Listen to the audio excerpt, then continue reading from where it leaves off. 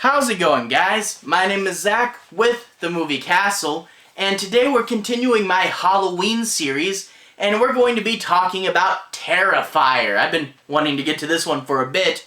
From 2016, but wouldn't see a wider release for another 2 years, 2018. This is directed by Damien Leone, same guy who directed All Hallows Eve, and stars David Howard Thornton as the new Art the Clown. And to be honest, I didn't even notice it was a different guy until I read the credits. He did a pretty good job, kept up the same energy, and carried it for this whole movie. And I think both Art the Clowns are good. If you guys have a strong preference, one or the other, definitely let me know. But yeah, this movie is a spin-off movie to All Hallows Eve. Now, if you haven't seen All Hallows Eve, don't worry, you don't have to for this movie.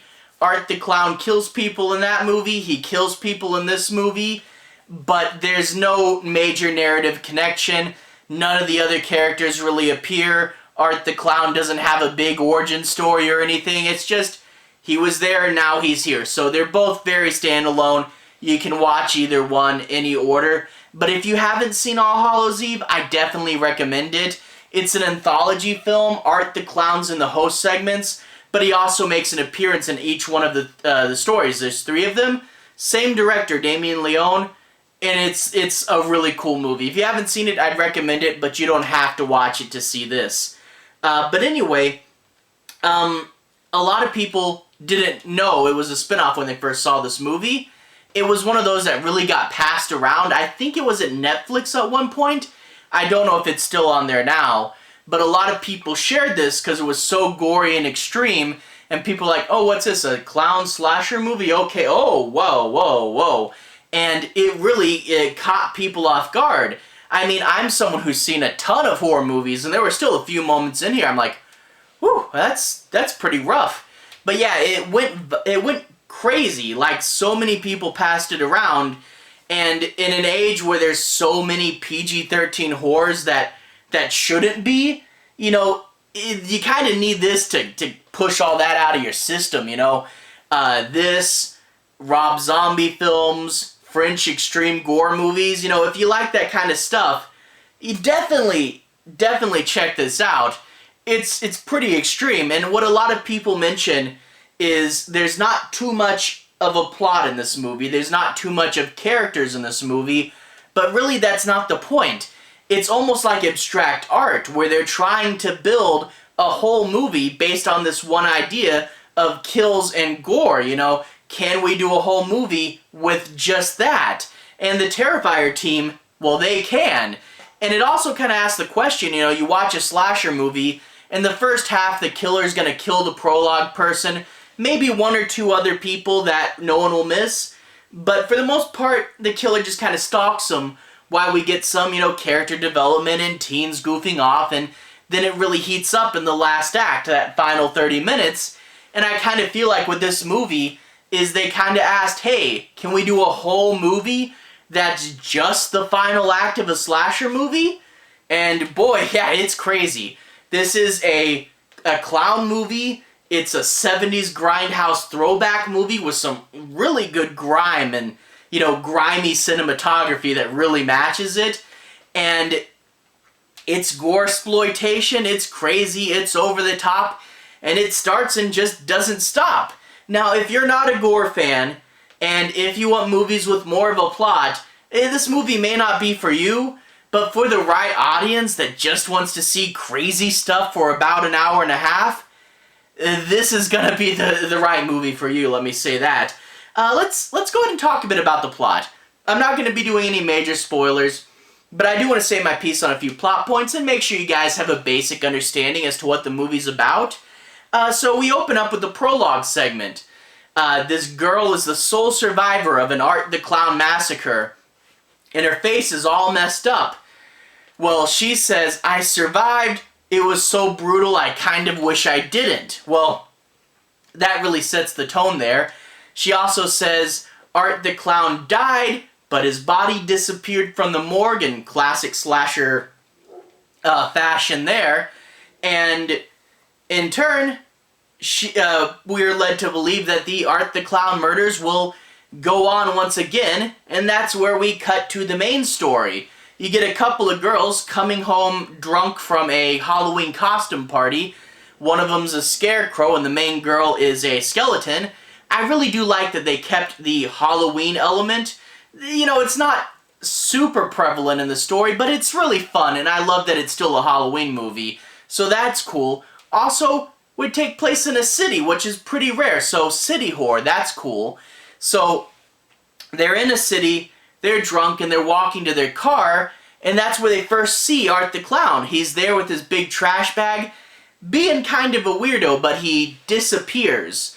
Well, they both realize they're way too drunk to drive, and they go and they wait in a pizza place. They figure waiting around and getting some food in them, they should help them sober up a little bit. Well, they're in the pizza place. Guess who follows them in? Art the Clown. And he's being a weirdo. Every time they look over at him, he's making a weird and different face. He steals a quarter from someone's tip, puts it in the toy machine, and gets out a little plastic ring and gives it to the main girl like he's about to propose. Well, he wanders off and just wrecks the bathroom, which leads to the pizza shop people kicking him out.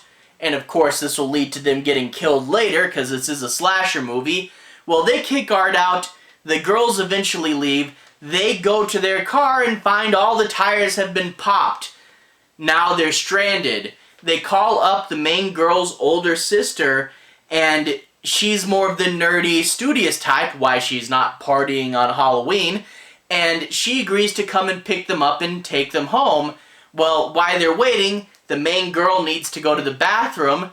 There's a big warehouse building over there, and there's a guy there who's going to be fumigating it for rats. And she runs up to the guy and says, "Hey, really quick, can I go in there and go pee?" And he lets her in, and now we're into the movie. The warehouse is the main set piece. It's where they're going to run around and chase each other, and it's most of the movie. We got here pretty quick. You know, Art the Clown has the two girls, some fumigators, a few other random people. There's this lady who's living in the building who is kind of crazy and has a baby doll she thinks is her real kid there. And there's your cannon fodder. And it gets pretty extreme pretty quick, and we jump right into it. So let's talk about the kills, the most memorable element of this movie. There's some pretty cool stuff. I'm not going to spoil everything by any means, but Art the Clown cuts a guy's head off and turns him into a human jack-o'-lantern. Wacky and funny, and gory and disturbing. There's one scene where Art the Clown, he's a clown, he's got big clown shoes, he's going to crush someone's head under his big clown shoes and just squish them.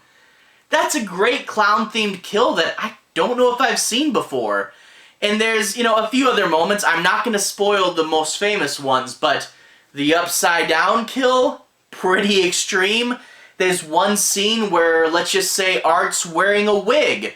How would that be violent and disturbing? It is, and it leads to one character. You're like, ooh, wow, that character got a pretty harsh death there. And, yeah, some crazy, crazy disturbing moments.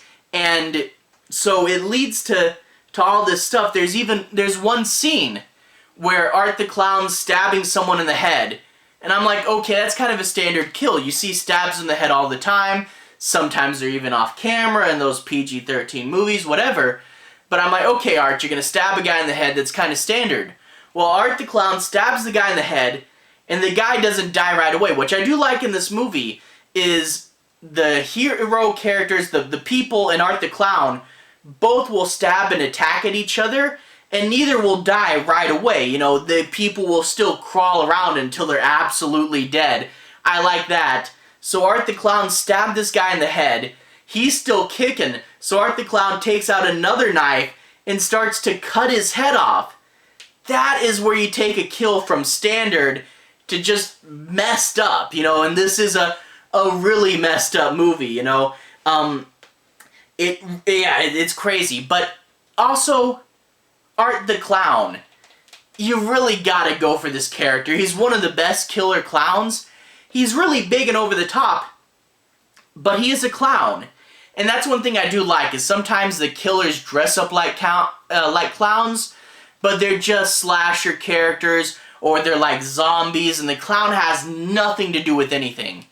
This movie, he's a killer clown, dang it, and boy is he a killer clown. You know, like I said, he messes around in the pizza shop, he has some funny kills, but he always makes sure to do weird clown things to be entertaining. There's one scene where someone's trying to be strangled with a plastic bag. She rips it in half so she can get away. And there's just a little shot of Art the Clown looking at his ripped bag like, oh man. It's just little moments like that. He's reaching someone through a door and they get away, so he reaches back and comes out with a little horn and starts honking it at them. Clown shenanigans, you need this, and it really helps it. And also, you know, Art the Clown can do silly things that, you know, another slasher character, it would just seem weird and off if they did. You know, Art the Clown kills someone, sees their phone on the ground and says, hey, I'll take a selfie with the body. So many other, if so many other slasher characters tried to do something like that, it would look ridiculous. But Art the Clown, it's a messed up joke. And that's also something. Messed up jokes. Like, sometimes you get slashers that are funny. And you can watch them and you really like them and you're like, ha, that's a funny slasher. But it kind of loses sometimes the messed up, darker parts of the character, you know? Here, he's funny, but they don't hide the fact that he is messed up and wacky and demented, you know? They're like, he's gonna be funny, he's gonna pull wacky shenanigans, but you're never gonna question whether he's a big bad tough guy. Like this guy is weird and crazy, but definitely 100% evil, and you never question that. So I do like they had the right balance of both of them, and overall, just a really fun chase through this abandoned building. And, you know, like I said, what a lot of people say, it's just you know, an hour and a half movie that's just a big long chase through an abandoned building, but boy, you know, even though that's what it is pretty much one big extended sequence, it goes for it. But, you know, if you want the story, if you want more character building, which I get and I do kind of miss, you know, and if you're not a fan of gore, all that, you won't like it. But as sort of, you know, you almost don't even think of it as a story. Think of it as like, you know, gore special effects shows, you know, like back in the day when you could buy like anthologies of just, you know, the scary parts from scary movies on these weird old tapes. Something like that. You can find compilations like that on YouTube. It's like that for a whole movie that's supposed to be presented this way. So if it's what you're into, you're gonna like it. But if you're not part of that crowd, you may just go, ew, that was gross, I didn't like it. And I see coming from it from that angle. But for the right crowd, you're gonna really like this movie. And I thought it was pretty fun, but yeah, gory and disturbing. You know, I kind of have to be in the right mood to watch something this dark. But if it's your cup of tea, it's your cup of tea, you know. But anyway, I think I said enough right now. To everyone who's watched so far, thank you for watching. To everyone who's liked and subscribed, thank you. You really are helping the channel out. I'll put a relevant playlist on the bottom. If you guys want to see more, you can click there and see more. Should be my Halloween playlist, and you can find reviews for the first 2 All Hallows Eve movies there as well.